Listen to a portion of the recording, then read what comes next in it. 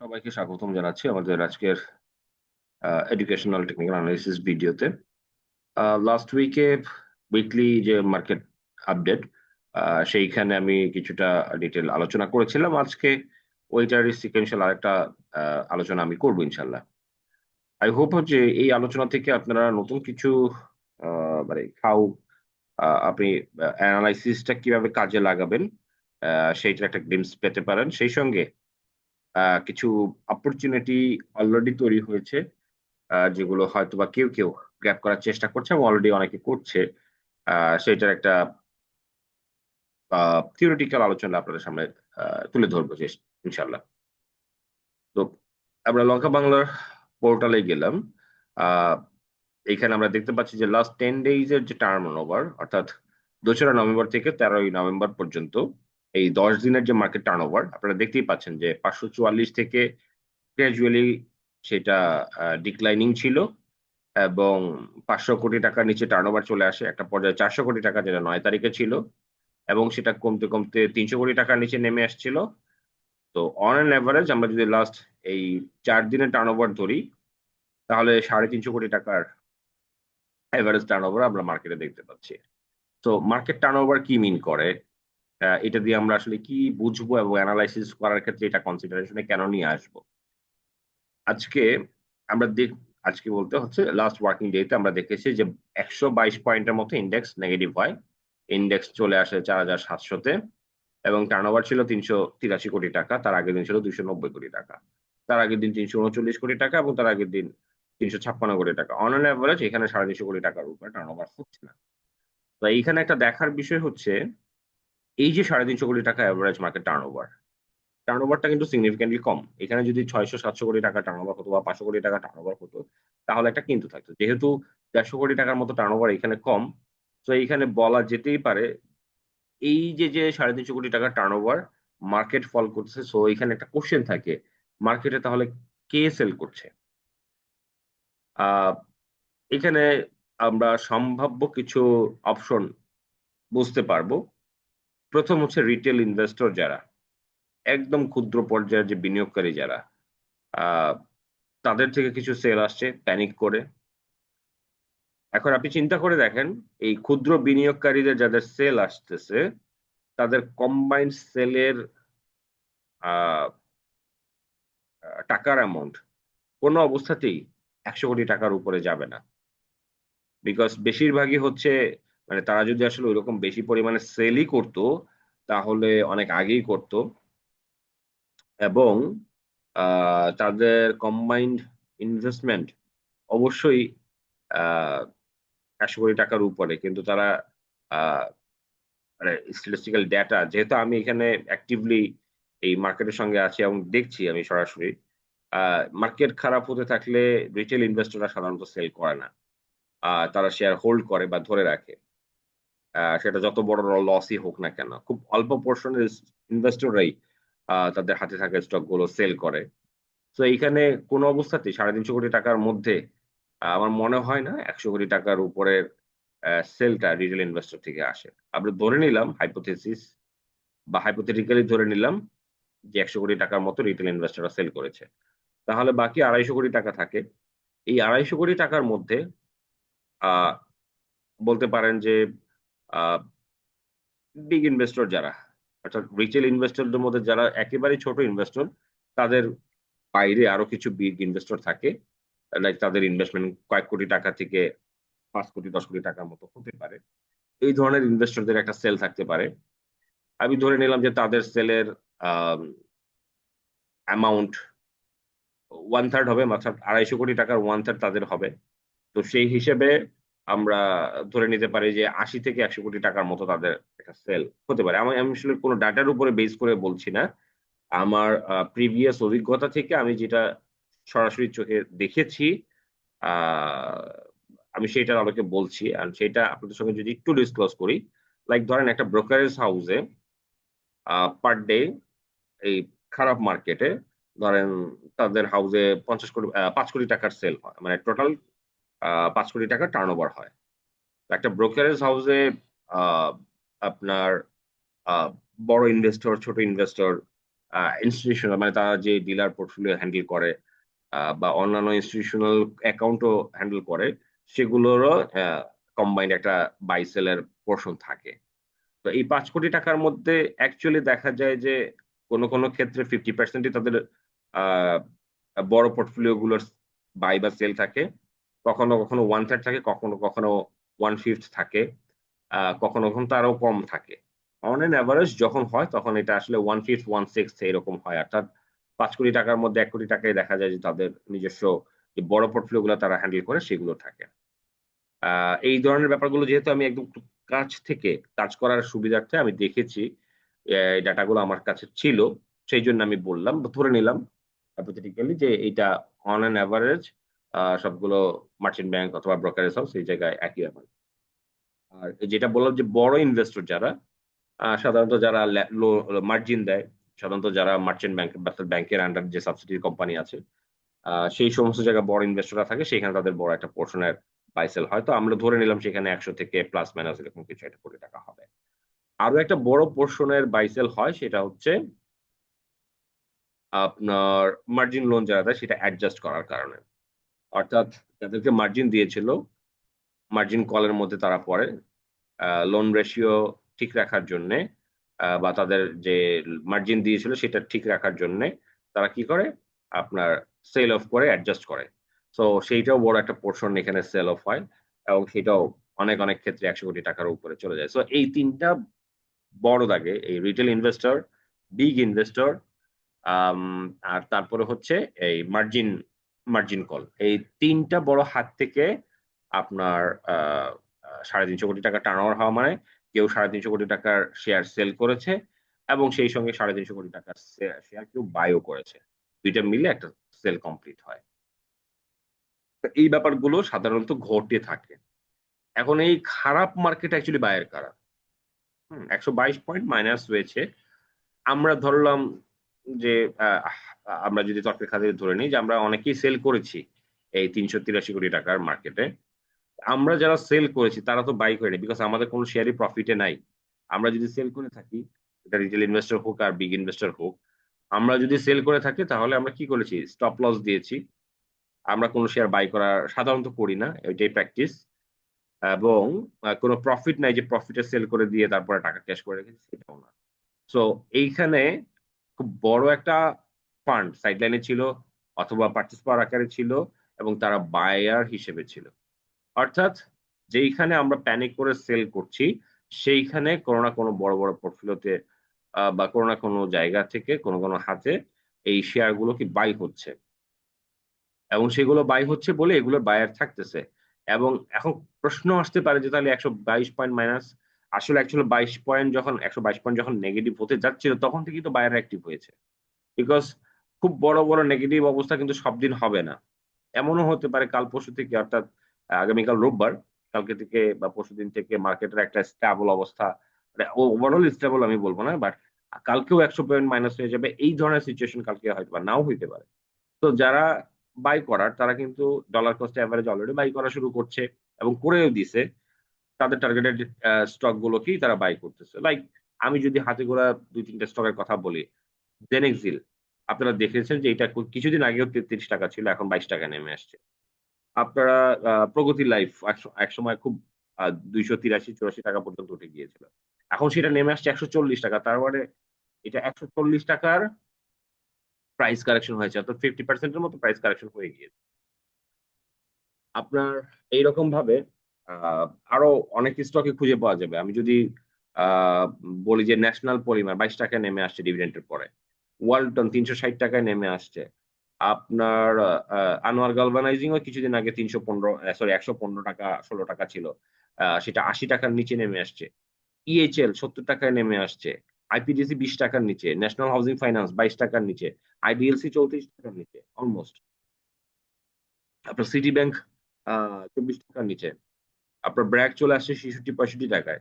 So ভালো fundamental stock বলেন আর a low paid up mid fundamental stock বলেন, সবকিছুই অলমোস্ট প্রিভিয়াসলি যখন ৪৬০০ ইনডেক্স এসছিল তখন যেই বটম লাইনে বা বটমে ছিল অলমোস্ট সেটার বটমের কাছাকাছি চলে আসছে। তো এই জায়গাটাতে অবশ্যই কেউ না কেউ সুযোগ নিবে। এবং এইভাবে বায়ার সাইড আস্তে আস্তে স্ট্রং হতে হতে একটা পর্যায়ে মার্কেট ইউটার্ন নেওয়া শুরু করে। সো সিগনিফিকেন্টলি এই টার্নওভার আমাদেরকে কি ইঙ্গিত দিচ্ছে সেটা কিন্তু এখান থেকে আমরা বুঝতে পারি। এরপরে আমরা যেটা দেখব,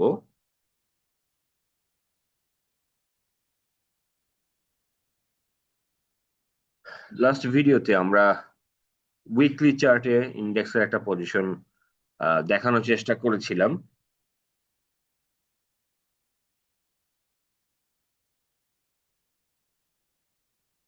আমরা দেখিয়েছিলাম যে এই দুইটা লাইন ম্যাকডি এবং সিগন্যাল লাইন তখনও জিরো লেভেলের নিচে খুব একটা নামেনি। অলরেডি আমরা দেখতে পাচ্ছি যে ম্যাকডি লাইন সেটা কিন্তু নিচে নেমে গেছে, এবং সিগন্যাল লাইন যেটা সেটা এখনো পর্যন্ত জিরো লেভেলের আহ, হ্যাঁ জিরো লেভেলের উপরে এখনো আছে। এটা খুব সহসাই হয়তোবা জিরো লেভেলটাকে টাচ করে আবার ইউটার্ন নেওয়ার চেষ্টা করবে। তা আমরা বলেছিলাম যে সামনে যে ফেজটা বাকি আছে, কারেকশন ম্যাক্সিমামটা হয়ে গিয়েছে, সামনে যে ফেজটা বাকি আছে সেটা হচ্ছে সাইডওয়ে বা কনসলিডেশন ফেজ, এবং সেটাই সামনের দিনগুলোতে হতে যাচ্ছে। আপনারা আহ, যেমন নতুন সপ্তাহ, এটা যেহেতু প্রত্যেকটা ক্যান্ডেল এক একটা উইকের, এমনও হতে পারে যে এই নেক্সট উইকটা এখানে একটা আপনার গ্রিন ক্যান্ডেল তৈরি করতে পারে। সো এবং যখনই গ্রিন ক্যান্ডেল তৈরি করবে, বুধবার বা বৃহস্পতিবারের দিকে সেই ক্যান্ডেলের ক্লোজিংটা থাকবে, তখন দেখা যাবে যে এই হিস্টোগ্রামটা এই জায়গার মতো একটা গ্রিন হিস্টোগ্রাম আসা শুরু করছে। এবং যখনই এটা আসবে তাহলে ওই যে যেটা বললাম আপনাদেরকে, যারা এখন বাই করতেছে তারা কিন্তু ওই ম্যাচিউর ডেতে যে, অথবা তাদের শেয়ার ম্যাচিউর থাকবে, মার্কেট পজিটিভ হওয়া মাত্রই তারা 10 থেকে 15% বা 20% পর্যন্ত গেইন পেয়ে যাবে, বা পেয়ে যাওয়ার সম্ভাবনাটা বেশি। তো এই জায়গাটাতে প্যানিক করে কোনো ডিসিশন মেক করলে সেটা ভুল হওয়ার চান্সটা হাই। এবং টেকনিক্যাল অ্যানালাইসিস আপনাকে সেই জিনিসটা থেকে বিরত থাকার ব্যাপারে কি করে, সতর্ক করে দেয়। কেন? আপনারা যদি দেখেন যে এইটা প্রথমবার যখন ম্যাকডি ক্রস ওভার হয় সেইটা, এবং দ্বিতীয়বার যখন ক্রস ওভার হয় সেটা, আমরা যদি একটা লাইন টানি তাহলে একটা আপওয়ার্ড আমরা দেখতে পাচ্ছি। অর্থাৎ এইটা যেহেতু প্রথমবার আপওয়ার্ড একটা ক্রসওভার হয়েছে, থার্ড টাইম এটা কিন্তু নিচের দিকে হবে না, হওয়ার চান্স কিন্তু খুবই কম। বরং এই আপওয়ার্ড দিকে রেখেই এটার একটা ক্রসওভার হবে। হইতে পারে এই লাইনটাকে টাচ করে, হইতে পারে এটা লাইনটাকে টাচ না করে উপরের দিকে। তো এটা ব্রেক করে নিচের দিকে যাবে না, যেহেতু ব্রেক করে নিচের দিকে যাওয়ার সম্ভাবনা কম, সেহেতু এইখানে প্রথমবার যেহেতু ক্রসওভার করে দ্বিতীয়বার ক্রসওভার করতে যে এখানে একটা বটম তৈরি করেছিল, আমরা এটার এক্সটেন্ডেড লাইন এইভাবে টানতে পারি, কিন্তু এটা টাচ নাও করতে পারে, না করার সম্ভাবনাটা বেশি। সাধারণত এরকমটা দেখা যায় না। এমনও হতে পারে এই 4,680 সাপোর্ট আছে, 4,600 পর্যন্ত স্ট্রং সাপোর্ট আছে। এই দুইটা সাপোর্টের যে কোনো একটা জায়গাতেই সাপোর্টটা অ্যাক্টিভ হতে পারে, ভাইরাস হতে পারে এবং strong হতে পারে, ডিমান্ড বেড়ে যেতে পারে, এবং সেখান থেকে ইউটার্ন নিয়ে আবারও মার্কেট মুভ অন করতে পারে। এবং আপনাদেরকে তো বলেছি গত ভিডিওতে, এই কনসোলিডেশন ফেজটা ইউটার্ন নিয়ে কন্টিনিউ করতে হয়তো বা নির্বাচন পর্যন্ত চলে যেতে পারে। এরপরে নির্বাচনের পরে যে হয়তো বা, আমি এটা অনুমান নির্ভর কথা বলতেছি, অ্যাকর্ডিং টু মানে বেসড অন চার্ট এবং অন্য, যে নির্বাচন পর্যন্ত মানে নির্বাচনের আগ পর্যন্ত কথা, অর্থাৎ ডিসেম্বর মাস পুরোটাই কনসোলিডেশন করতে পারে, ইভেন জানুয়ারিতেও কনসোলিডেশন পেজ পারে। নির্বাচনের আগে আগে মুভমেন্ট শুরু হতে পারে, কারণ তখন আসলে সব ধরনের আনসার্টেনিটি বা নির্বাচন হবে কি হবে না এই ধরনের কানাঘুষা বা রিউমার আপনারা হয়তো ইদানিং শুনছেন পত্রপত্রিকা এবং এই ব্যাপারগুলো আসলে তখন থাকছে না। তখন একটা মানুষ কনফার্মেশন পাচ্ছে যে হ্যাঁ নির্বাচন পলিটিক্যাল সিচুয়েশন ভালোর দিকে হয়তো বা যেতে যাচ্ছে, গভর্নমেন্ট হয়তো বা আসবে, সবকিছু মিলিয়ে মার্কেটে এটা পজিটিভ করার চান্সটা হাই। সেই ক্ষেত্রে যেটা করতে পারে যে তার 7,300 এই লেভেলটাতে একটা রেজিস্ট্যান্স ফেস করে পরবর্তীতে ব্রেকআউট করতে পারে, অথবা ব্রেকআউট করে রিট্রেস করে দেন আবারও মুভমেন্টে যেতে পারে। বাট যেটাই হোক সেটা অনেক পরের কথা। বাট আপাতত আমরা যেটা দেখতে পাচ্ছি, একটা কনসলিডেশন ফেজ খুব শীঘ্রই আসতে যাচ্ছে, এবং এখানে যেটা দেখেছি আমরা, হিস্টোগ্রামটা সবুজ। এইখানে যে কোনো সময় হিস্টোগ্রামটা সবুজ আসার সম্ভাবনাটা খুব বেশি, এবং এখানে একটা ডাবল বটম ফরমেশন যে কোনো সময় ক্রিয়েট হয়ে বলিশ রিভার্সাল আমরা একটা প্যাটার্ন দেখতে পারি। এটা হচ্ছে ইন্ডেক্সের ব্যাপারে আমরা একটু জিনিস দেখলাম। ইন্ডেক্সের ব্যাপারে আমরা আরো কিছু জিনিস দিয়ে একটু কনফার্মেশন পাওয়ার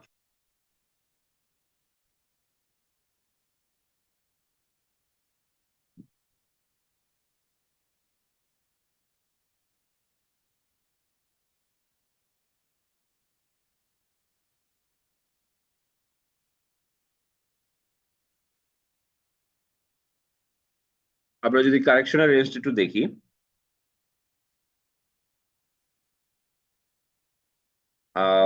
মোরলেস অলরেডি মার্কেট 17% পর্যন্ত কারেকশন হয়ে গিয়েছে, অর্থাৎ 970 থেকে 80 পয়েন্টের মতো কারেকশন হয়েছে। প্রিভিয়াসলি আমরা এরকমই দেখেছি, 20%-এর মতো কারেকশন হয়েছিল। তো মার্কেট এখান থেকে ইউটার্ন নেওয়াটা এতটাই স্বাভাবিক যে এখানে যত রকমের নেগেটিভ কথাই থাকুক না কেন, এই নেগেটিভ কথাগুলো আসলে কোনো রকমের কোনো ভ্যালিডেশন রাখে না। আপনারা জানেন হয়তোবা যে অলরেডি 30টা ব্রোকারেজ হাউস তারা তাদের যে মার্জিন মানে তারা যে মার্জিন দেয় বিভিন্ন অ্যাকাউন্টে, সেই মার্জিনের এগেনস্টে হচ্ছে প্রভিশনিং করতে হয় কখনো কখনো, মার্কেট যদি বেশি ফল করে। সেই প্রভিশনিংটা তারা একটু শিথিল করার জন্য আবেদন করেছে। কোনো কারণে যদি সেই প্রভিশনিংটাকে শিথিল করে দেয়, তার মানে কি, আমার কাছে 100 টাকা আছে, আমি 20 টাকা মার্জিন দিয়েছিলাম, শেয়ার নেগেটিভ হয়ে যাওয়ার কারণে আমাকে আরো 20 টাকা বা আরো 30 টাকা অথবা 10 টাকা প্রভিশনিং করতে হচ্ছে। তো আমি ধরে নিলাম যে 20 টাকা আমাকে নেগেটিভ মানে প্রভিশনিং করতে হচ্ছে, তাহলে আমার 20 টাকা লোন দিয়েছি, আরো 20 টাকা প্রভিশনিং করতে হচ্ছে, তার মানে 40 টাকা চলে যাচ্ছে। আর 60 টাকা থাকতেছে, তো ওই টাকা দিয়ে তো আমি খুব বেশি মার্জিনও দিতে পারবো না, বা আমি নিজেও ওইটাকে খুব বেশি একটা ইউটিলাইজ করতে পারবো না। এখন কোনো কারণে যদি এটা শিথিল হয়, তার মানে আমি 20 টাকার জায়গায় 10 টাকা প্রভিশনিং করলে হয়ে যাচ্ছে, তাহলে বাকি 10 টাকা আমি কোনো একটা অ্যাকাউন্টে বা কোডে মার্জিন দিয়ে যদি দেই, তাহলে পারচেস পাওয়ার ক্রিয়েট হয়। সেই পারচেস পাওয়ারটাকে এই মার্কেটে পারচেজিং পাওয়ার ইনক্রিজ করে, এবং সে ওই টাকার আবার শেয়ার কিনতে পারে এবং বাই করতে পারে, এবং এই জায়গাতে বায়ার সাইডটা কি আস্তে আস্তে স্ট্রং হতে পারে। তো এইভাবে 30টা ব্রোকারেজ হাউসে যদি এক একটা হাউসে আপনার প্রভিশনিং যদি অন অ্যান অ্যাভারেজ আমি যদি আহ 5 কোটি টাকা করে ধরি, তাহলে 150 কোটি টাকা, 10 কোটি টাকা করে যদি ধরি প্রভিশনিং যদি সেফ হয়, তাহলে 30টা হাউসে 300 কোটি টাকা। এবং এইটা নতুন করে এই মার্কেটে পারচেস পাওয়ার হিসেবে ফিরে আসবে। তো আপনারাই বুঝতেছেন যে মেকানিজম গুলো কিভাবে কাজ করতে পারে, এবং যখন এই সিমটম গুলো দেখবেন, দেখুন মার্কেট এখান থেকে ঠিকই ইউটার্ন নিয়ে নিয়েছে। তো এই ব্যাপারগুলো যখন আপনি স্টাডি করবেন, ইনডেপথ অ্যানালাইসিস করবেন, আপনাকে কিন্তু মার্কেট একটা সিগন্যাল দিবে। এই সিগন্যাল আইদার বাই সিগন্যাল অথবা সেল সিগন্যাল, এবং আপনি নিজেই বুঝতে পারবেন যে আপনার আসলে করণীয় কি। তো হোপফুলি মার্কেটের ব্যাপারে যে ডিসকাশন গুলো, সেই ডিসকাশন গুলো আপনারা বুঝতে পেরেছেন। ইনশাল্লাহ এইভাবে আস্তে আস্তে শিখতে থাকলে আপনারা ডে বাই ডে অনেক ইমপ্রুভ করবে আপনাদের নলেজ লেভেল, এবং আপনারা কাজে লাগিয়ে আমাদের যে স্লোগান মেক ইনফর্মড ডিসিশন, সেটা ইনশাল্লাহ আপনারা মেক করতে পারবেন। আমরা কিছু স্টকের পজিশন দেখবো, টেকনিক্যাল পজিশন, এবং বোঝার চেষ্টা করব টেকনিক্যালি সিচুয়েশনটা কেমন। আমরা উইকলি চার্টেই থাকবো, ফ্রিকোয়েন্সিটা কমিয়ে রাখার জন্য। আমরা প্রথম একটা স্টকে যাচ্ছি, সেটা হচ্ছে বেক্সিমকো ফার্মা। র্যান্ডমলি কিছু স্টক পিক করছি, আহ, আমরা একটু জাস্ট দেখার চেষ্টা করব। হ্যাঁ, মানে এইটা এমন নয় যে এটা বাই বা সেলের নির্দেশনা বা এরকম কোনো কিছু।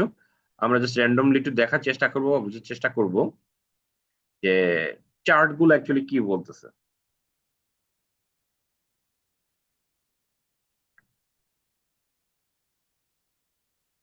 তো দেখতেই পাচ্ছেন 102 টাকা। আমি যে কথাটা আপনাদেরকে বারবার বলছিলাম যে মার্কেট খুব বেশি কারেকশন হলেও আর তেমন একটা বেশি কারেকশন বাকি নেই। রেদার মার্কেটের সামনে যে ফেজটা বাকি আছে সেটা হচ্ছে কনসলিডেশন। তো এই প্রাইস লেভেলটা যদি কনসলিডেশন করতে থাকে এরকম ভাবে, ওকে,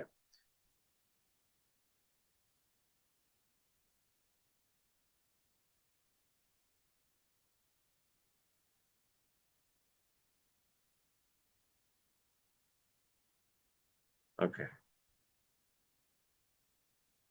আমরা ধরে নিলাম এগুলা প্রত্যেকটা একটা ক্যান্ডেল। তাহলে কিন্তু আলটিমেটলি কনসলিডেট করে করে এই জায়গায় সাপোর্ট পেলো, এবং এই সাপোর্টটা এই জায়গার ভ্যালিডেশনটা এই জায়গাতেও রাখলো।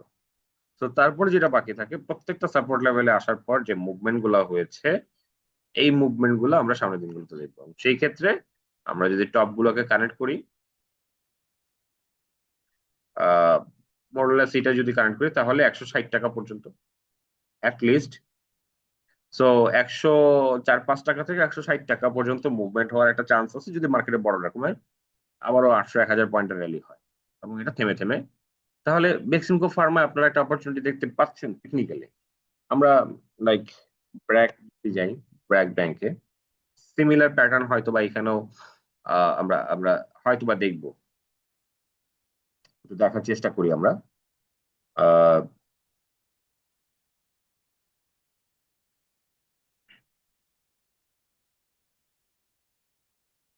অলরাইট, আমরা এখানে এই রকম একটা প্যাটার্ন দেখেছি, এটা কপি পেস্ট আমরা এখানে নিয়ে আসলাম।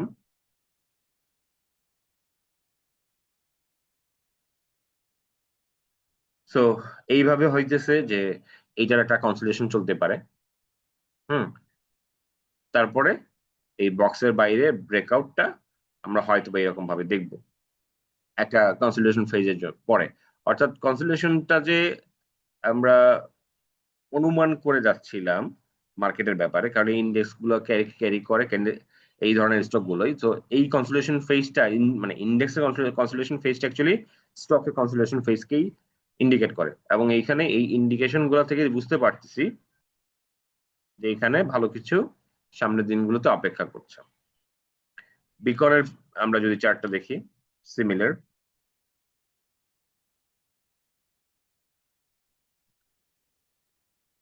এই কনসোলিডেশন ফেজ গুলো এখন সামনের দিনগুলোতে আবার কন্টিনিউ করতে পারে। অর্থাৎ এখানেও আমরা 30 থেকে 35 টাকার একটা কনসোলিডেশন জোন দেখতে পাচ্ছি। তো আবার বটমে আসছে, এখানে সাপোর্ট আবারও পাচ্ছে, এখান থেকে আবার হয়তো বা 140-145 টাকা পর্যন্ত মুভমেন্ট থাকতে পারে। আমরা সিটি ব্যাংকে যাই।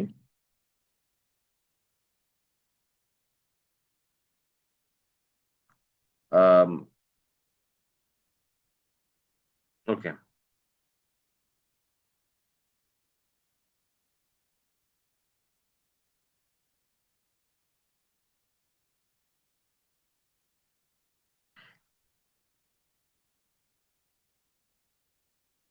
সো এইটার যে কারেকশন, এটার কারেকশনের প্যাটার্ন অলমোস্ট সেম। তো এমনও হতে পারে যে শেয়ারটা 23 টাকা পর্যন্ত নেমে যেতে পারে, বা 23 টাকারও কিছু নিচে নামতে পারে কনসোলিডেট করে। তারপরে এখানে যেমন বড় বড় ক্যান্ডেল করে আস্তে আস্তে মুভ অন করেছে, এই জিনিসটা আমরা এখানে হয়তো বা সামনের দিনগুলোতে দেখতে পারি। আমরা একটু শিপিং কর্পোরেশনটা দেখে আসি। আহ আপনারা হয়তো বা দারবাস, নিকোলাস দারবাসের কথা শুনে থাকবেন। ভালো একজন স্টক ট্রেডার ছিলেন। এই বক্সের মধ্যে থেকে এটা কনসোলিডেট করেছে,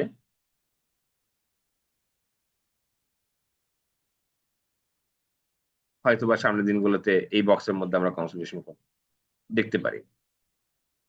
আমরা এসিআই স্টকটা দেখি একটু।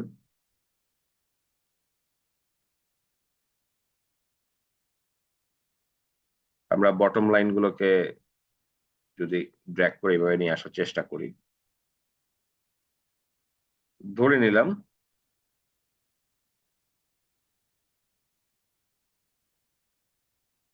ওকে, এই সাপোর্ট, এই সাপোর্ট, এই সাপোর্ট, এইটার এই যে এখানে কাছাকাছি আসছিল। তো এইটা একটা ট্রায়াঙ্গেল শেপ আস্তে আস্তে তৈরি করছে, এবং একটা পর্যায়ে স্কুইজ হয়ে এটার একটা মুভমেন্ট সামনের দিনগুলোতে হয়তো বা আমরা দেখবো। আমরা আরো কিছু ফান্ডামেন্টাল স্টক দেখবো। আইডিএলসি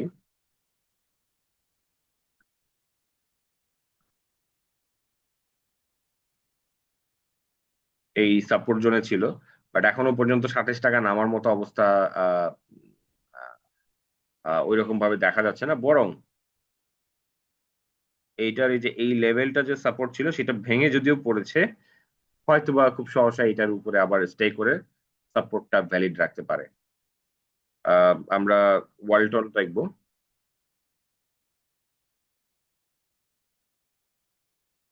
360 টাকায় এখন অবস্থান করতেছে।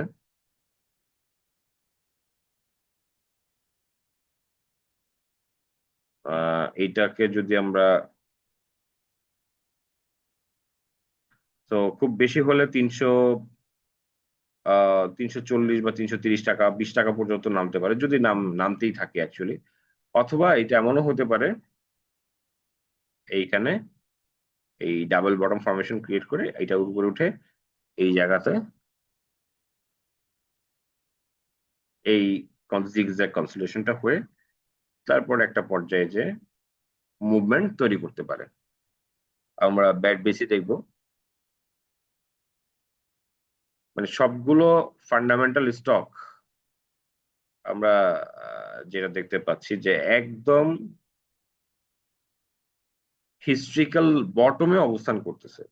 এখান থেকে আসলে কোনোভাবেই মানে অপশন অপশন আমি এখানে আসলে দেখার মতো করে আমি পাচ্ছি না যে এখান থেকে মার্কেট আরো 400, 500, 1000 পয়েন্ট খারাপ হয়ে কিছু একটা হবে, এরকমটা আমার কাছে মনে হচ্ছে না। বরং এই যে চ্যানেলগুলো ড্র করছি এটা একটার পর একটা, এগুলো কিন্তু আমরা সামনের দিনগুলোতে দেখবো যে চ্যানেলটাকে ফলো করে একটা পর্যায়ে ভালো কিছু হচ্ছে।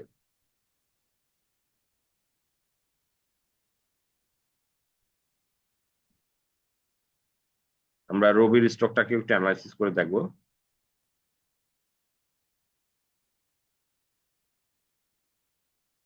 তো রবির স্টকটা যদি নামে 25 টাকা, 26 টাকা পর্যন্ত ম্যাক্স নামতে পারে, এবং সেখান আবারও সাপোর্ট পেয়ে কনসোলিডেট করে শেয়ারটা একটা মুভমেন্ট তৈরি করে আবারও 32, 33 টাকা পর্যন্ত যেতে পারে।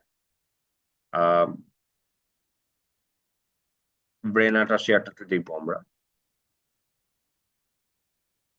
হিস্ট্রিক্যাল বটম, মানে 380 টাকা, এটা এটার হিস্ট্রিতে কবে ছিল সেটা দেখার বিষয়। অবশ্যই আমরা দেখব। আমরা একটু মান্থলি চার্টে চলে যাই। তো দেখতেই পাচ্ছেন যে যদি এটা অ্যাডজাস্টেড প্রাইস, 2000 সালে বা 99 সালের দিকে এই প্রাইসটা ছিল। তো আমার কাছে মনে হয় না কোনোভাবেই এই শেয়ারের প্রাইস এখানে থেকে যাবে। এইটা যেমন দীর্ঘ সময় ধরে, অর্থাৎ 2020 থেকে নিয়ে বা 22 থেকে এটা শেয়ার প্রাইস 21 থেকে ফল করতে করতে আজকে এই অবস্থায় আসছে। এটা দেখবেন কোন একটা পর্যায়ে আবারও 50% শেয়ার প্রাইস আবারও 7-8 টাকা ডাবল হয়ে গিয়েছে। তো এই যে অপরচুনিটি, আপনার কাছে কি মনে হয় কখনো যে যার হাতে 500 বা 1000 কোটি টাকার ফান্ড আছে, সে কখনো এই ধরনের অপরচুনিটি গুলোকে মানে ছেড়ে দিবে? সে তো চাইবে তার ফান্ডের আগে নিরাপত্তা, যে এমন স্টক গুলোতে ইনভেস্ট করবো যেগুলোতে তার ফান্ড নিরাপদ থাকবে। হয়তো বা এখান থেকে আরো 50 টাকা, 100 টাকা কমতে পারে, কিন্তু তার ফান্ড সেফ থাকবে, কারণ ওভার দ্য টাইম এই শেয়ার প্রাইস আবারও হিস্ট্রিক্যালি যেই জায়গায় ছিল সেইখানে, অথবা এই জায়গাটা থাকাটা তার জন্য আহ যেটাকে বলে যে ভ্যালুয়েশন করলে যে একটা স্টেবল প্রাইস পাওয়া যায় বা একটা প্রাইস লেভেলে থাকা উচিত, সেখানে ঠিকই চলে যাবে। এটা সে আজকে কেনার কারণে যাক অথবা সে না কেনার কারণে যাবেই। তো এই ধরনের বড় বড় ফান্ড যেগুলো বা ফান্ড ম্যানেজার যারা আছে তারা কিন্তু ঠিকই এই সমস্ত লেভেল গুলোতে ইনভেস্ট করবে। বাইরে থেকে যদি ইনভেস্টমেন্ট আসে তারাও কিন্তু এখানে ইনভেস্ট করবে। মাঝখানে যে জিনিসটা হবে, আপনি আমি এই বিগ অপরচুনিটি গুলোকে হারাবো। তো আজকে আর আমরা আমাদের এই এডুকেশনাল ভিডিওটা আর বড় করছি না, আপনাদের শুধু এতটুকুই দেখানোর চেষ্টা করছি যে মার্কেট নিয়ে ওভার প্যানিক হওয়ার মতো তেমন কিছুই নেই। অলরেডি যা কারেকশন হয়েছে এটা যেটুকু হবার ছিল হয়ে গিয়েছে।